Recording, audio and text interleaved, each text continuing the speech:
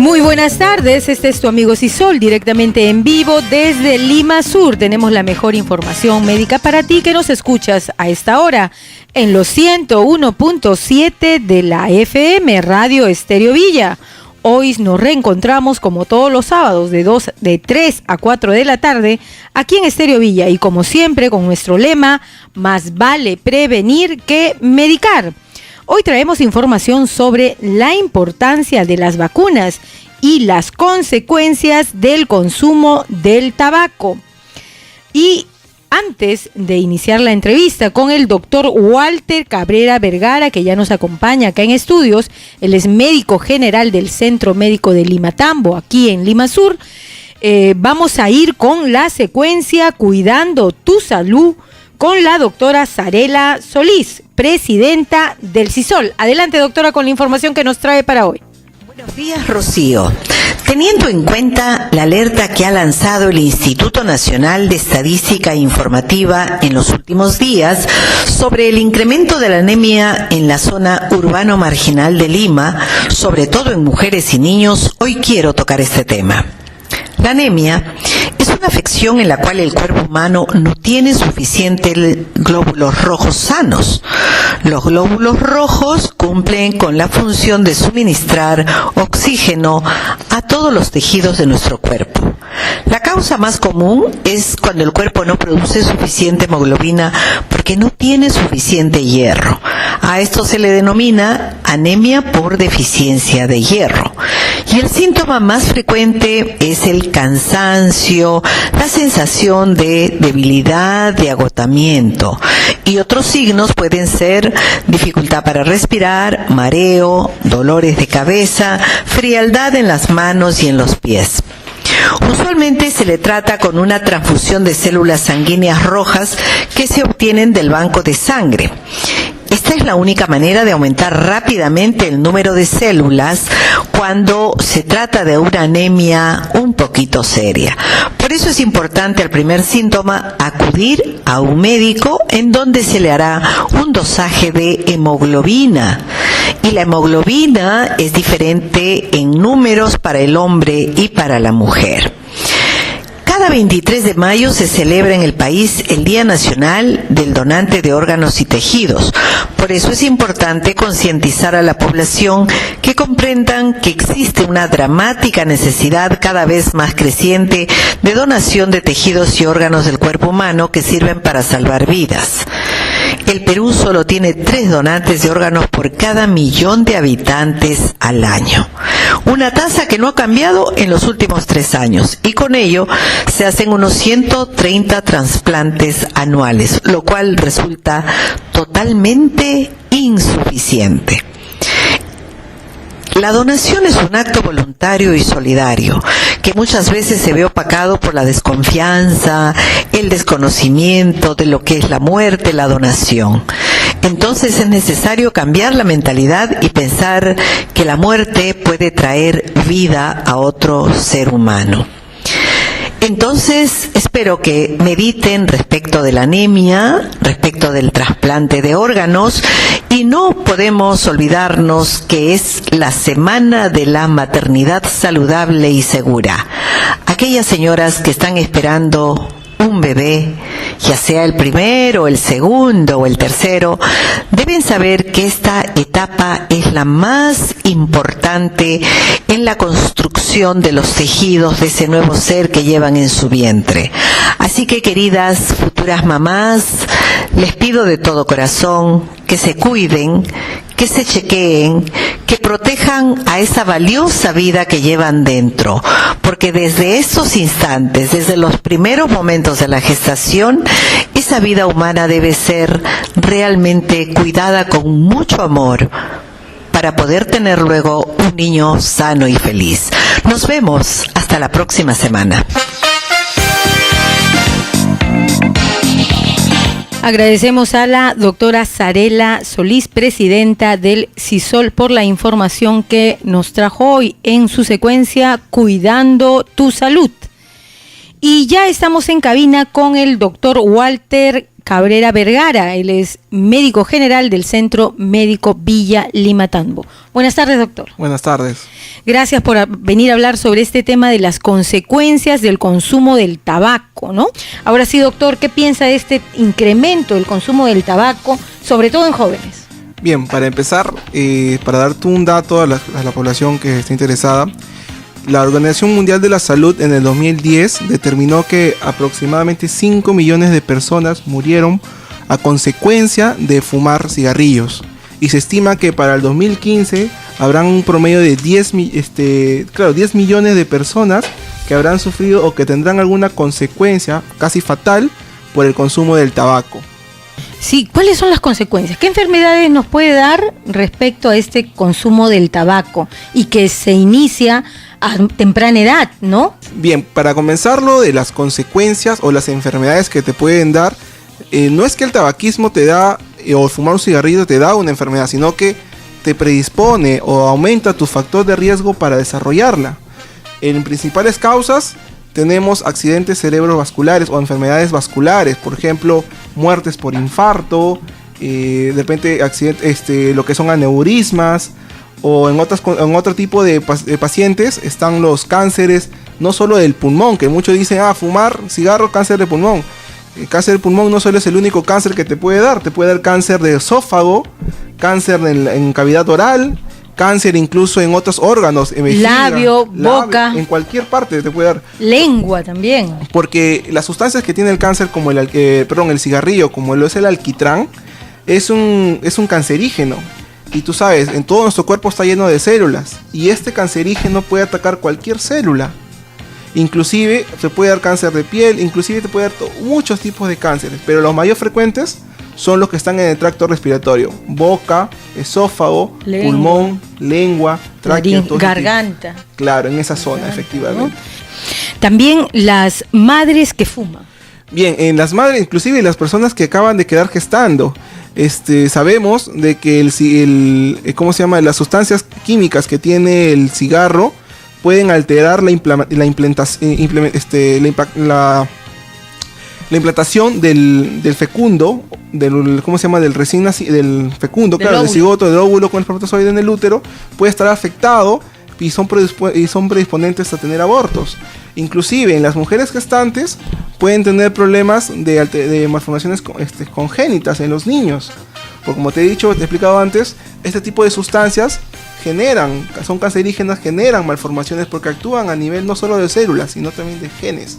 No solamente se hace daño a la madre que está gestando, sino también le hace daño al niño. Perfecto. Porque según un estudio también refiere que puede provocar infertilidad en el niño en el futuro, porque provoca una reducción de concentración de esperma entre el 20 y el 40%.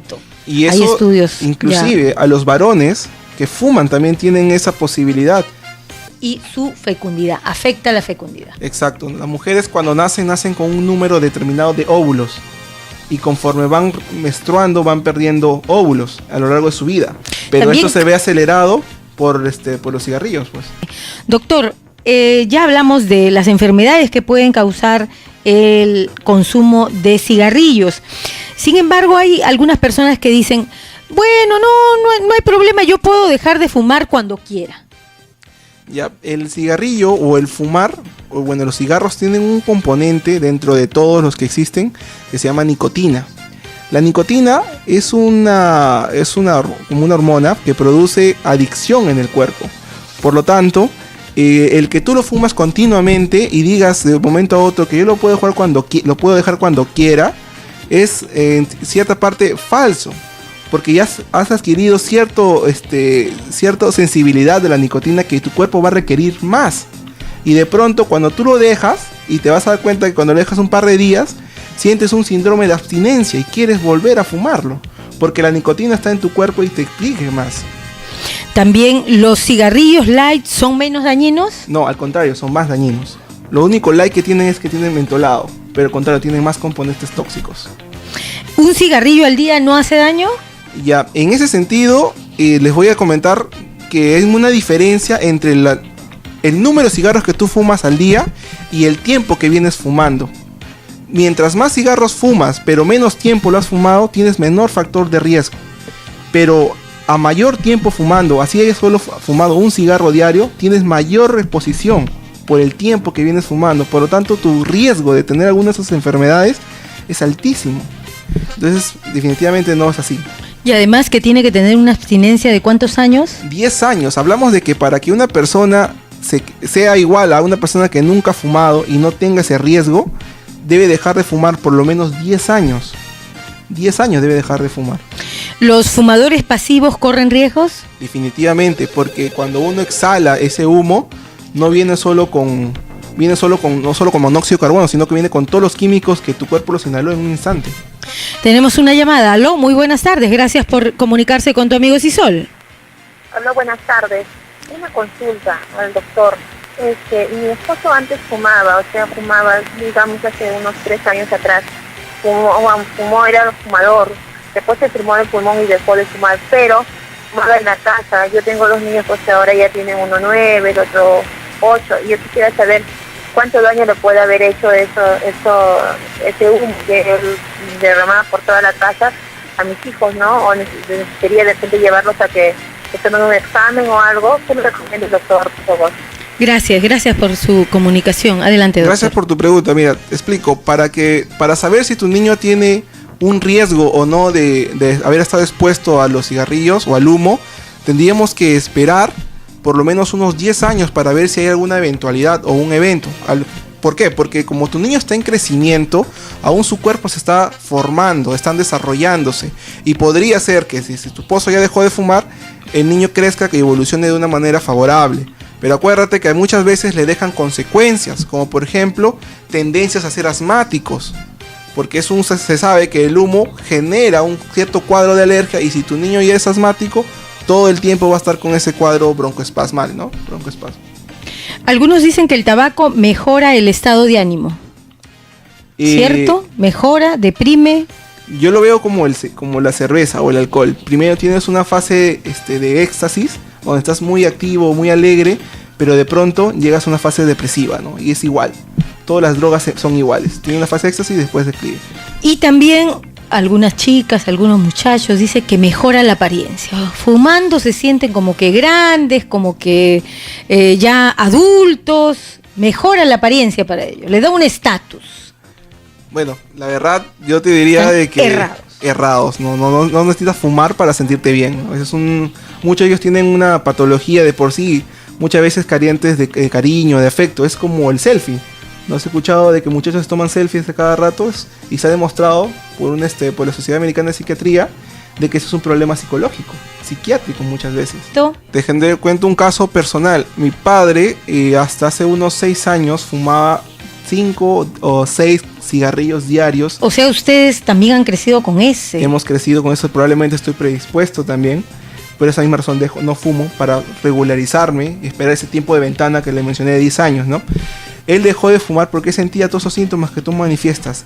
Halitosis, o sea, que es el mal aliento, resequedad. Cuando hablaba se le secaba demasiado la boca, tenía que estar tomando agua constantemente. Y él tuvo un sueño, una premonición, diciendo de que él estaba hospitalizado en una cama con su cáncer de pulmón, con su mascarilla, tubos endotraqueales, una serie de cosas que no se lo recomiendo. ¿Y fue difícil dejar de fumar para él? Tuvo que cambiarlo, tuve que cambiar ese hábito. Él lo cambió con chicle, me acuerdo yo.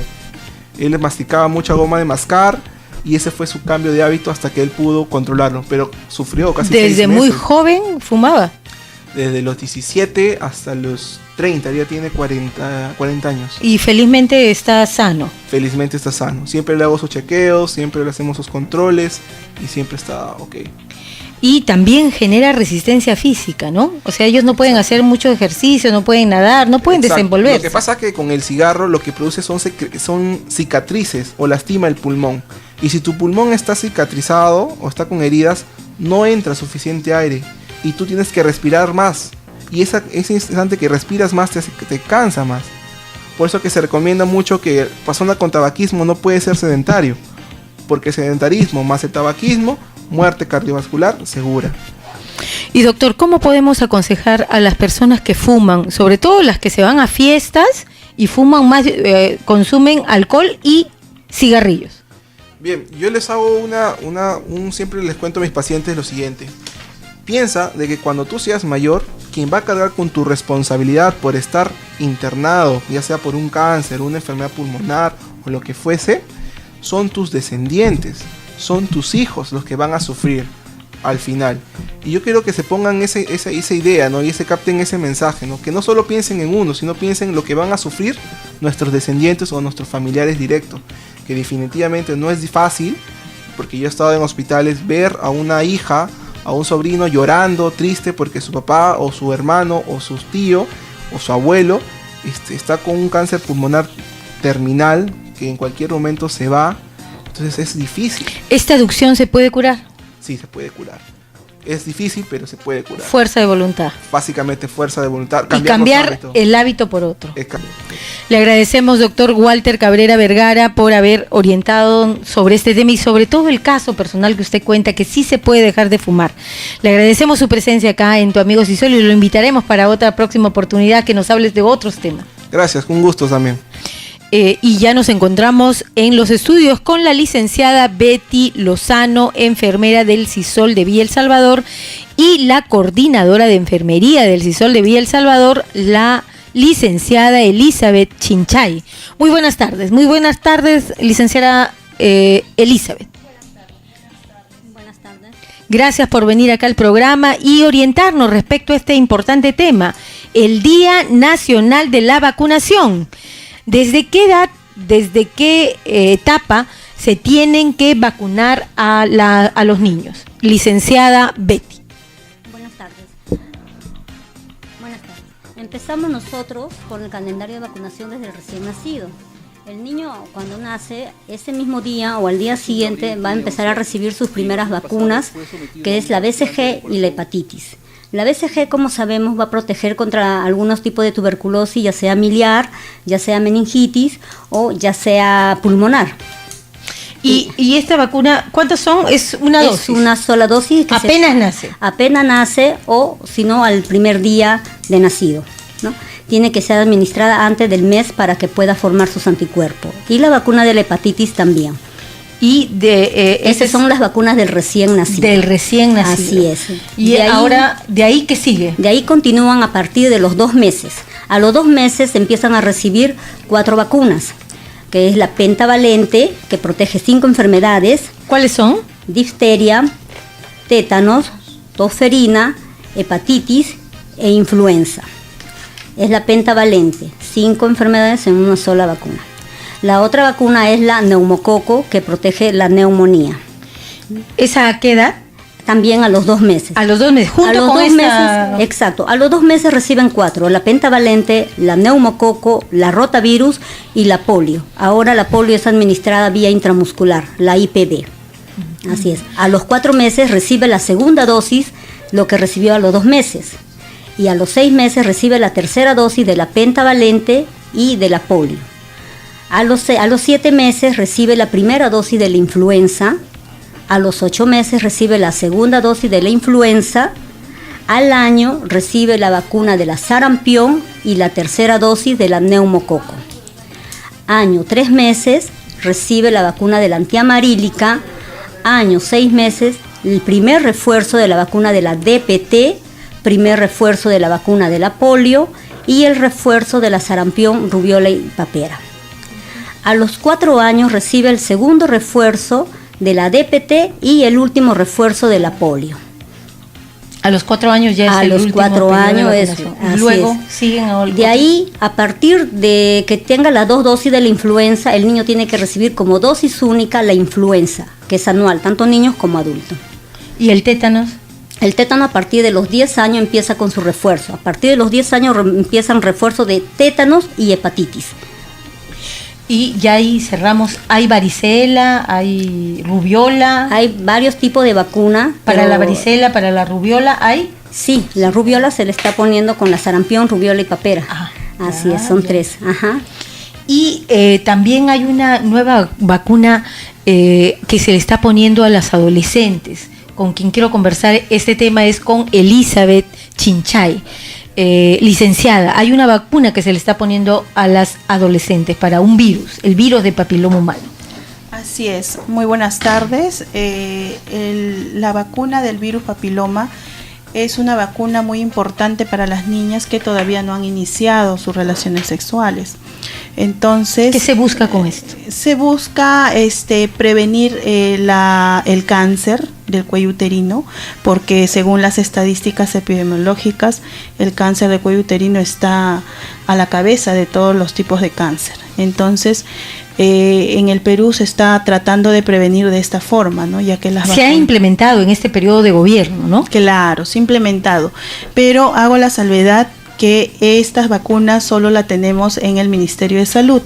Esas vacunas ahorita en Solidaridad no las tenemos porque solamente, como les mencionaría, de que nosotros tenemos determinadas cantidades de biológicos para la población. Entonces tenemos que dar a veces prioridad a determinados pacientes, ¿no? A los pacientes más vulnerables. Que debía ponerse también a la población varonil, pero no alcanza el presupuesto, creo, para hacer una vacunación masiva entre hombres y porque mujeres. Un biológico es muy, muy costoso. Realmente el Estado gasta buena cantidad de dinero en cuanto a los biológicos, por eso que son muy minuciosos al darnos entrega, por decir, a nosotros como institución CISOL.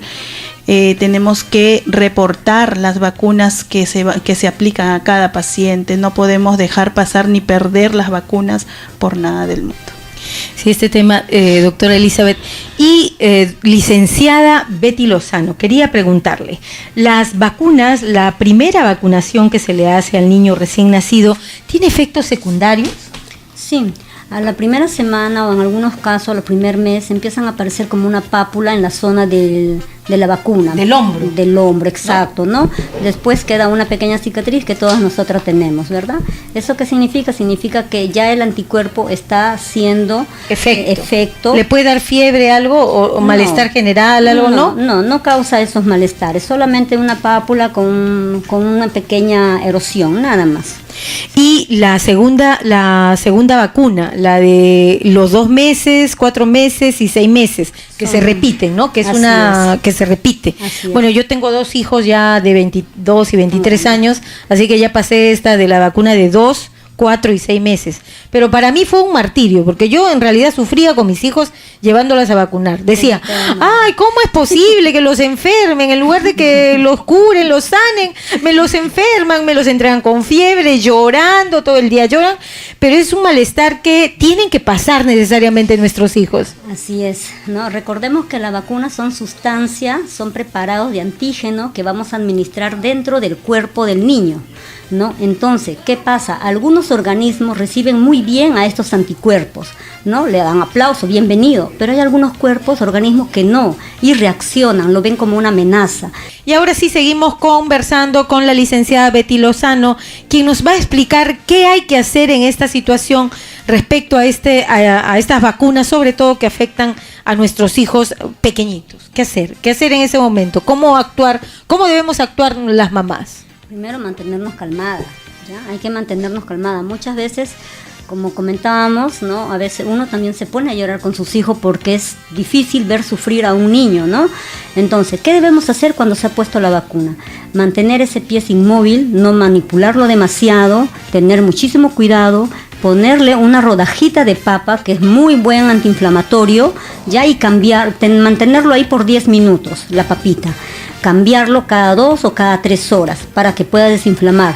Si hay alguna calentura, bajarlo por medio físico, ¿ya? Entonces es mejor tenerlo en la cama echado o cargado, ¿ya? ¿Para qué? Para que el niño no pueda mover. Él mismo va a sentir el malestar y no va a poder moverla, lo va a inmovilizar como un acto de defensa, ¿no? Entonces nosotros estar pendiente del niño, nada más. ¿Y se da en las 3 dosis siempre las mismas reacciones? A veces reaccionan en las 3, a veces no reaccionan, ¿no? A veces suele reaccionar a la primera, a la segunda no, y a la tercera volvieron a reaccionar. No se sabe cómo va a reaccionar el organismo ante una vacuna. ¿Hay algunas personas que no vacunan a sus hijos? Sí, hay. Respecto, sí. Licenciada Elizabeth. Así es, hay un mínimo porcentaje, pero sí todavía tenemos mamás, padres de familia de que no llevan a los niños a la vacunación justamente por creencias, por mitos de que la vacuna les va a dañar o les va a empeorar, ¿no?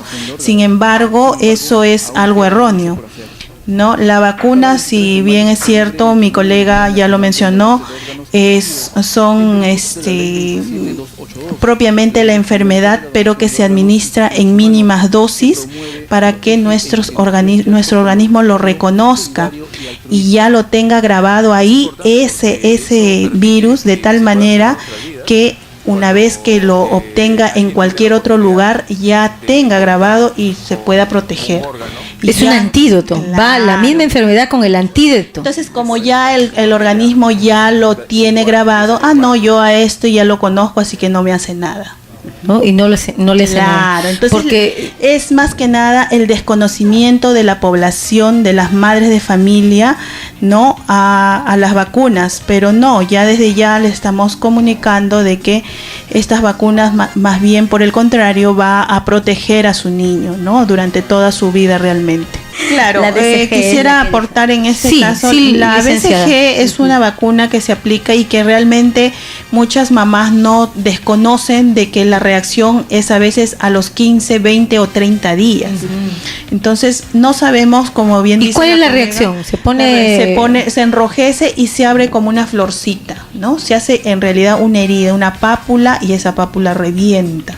Entonces, lo que hay que cuidar y tener mucho cuidado en esto va dirigido a las mamás, de que normal al niño se le baña, se le asea, porque muchas mamás no lo tocan, no lo limpian y se empieza a infectar. Entonces, es ahí donde queda la cicatriz grande, porque para curar eso es más difícil. Entonces hay que procurar cuidarlo como con el aseo normal. Si es que está un poco inflamadito, bueno, ayudarnos con agüitas de manzanilla, ¿no? A los alrededores de la pápula, más no en la misma.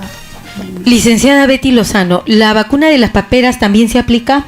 ¿Contra las paperas también se aplica en en el calendario de vacunación? Se administra al año y al año 6 meses. Ese es de las paperas. Así es, esa es la triple, ¿no? Que es la sarampión, rubiola y papera. Y de todas maneras, si ya me aplicaron todas esas vacunas, ya les aplicaron a mis hijos, ¿les puede dar la enfermedad?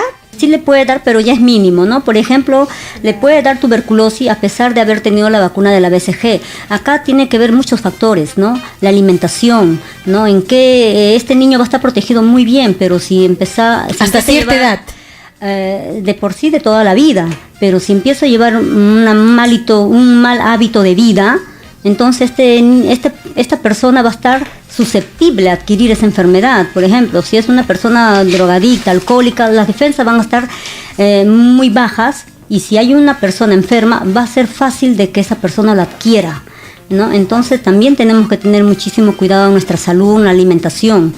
No solamente la vacuna te va a proteger, está el anticuerpo para defender, pero si nuestras defensas en sí están bajas, ¿qué más podemos hacer, ¿no?